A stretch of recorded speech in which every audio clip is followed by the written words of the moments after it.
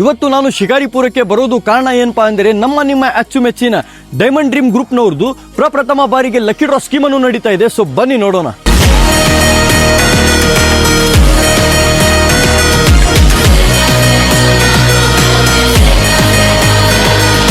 First month ಅಲ್ಲಿ ಆಗಿರೋ lucky draw ನಲ್ಲಿ ಇವರು ಗೆದ್ದಿದ್ದಾರೆ ಒಂದು ಹೊಸ ಬ್ರ್ಯಾಂಡ್ ನ್ಯೂ ಶೋರೂಮ್ ಕಾರ್.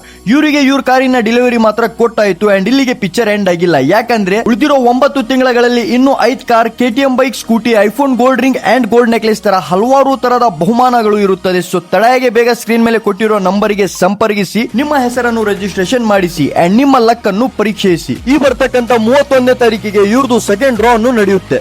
ಜಾಸ್ತಿ ಏನಿಲ್ಲ, ಜಸ್ಟ್ 500 ರೂಪಾಯಿ ಪ್ರತಿ ತಿಂಗಳದಂತೆ 10 ತಿಂಗಳವರೆಗೂ ಪೇ ಮಾಡಬೇಕು.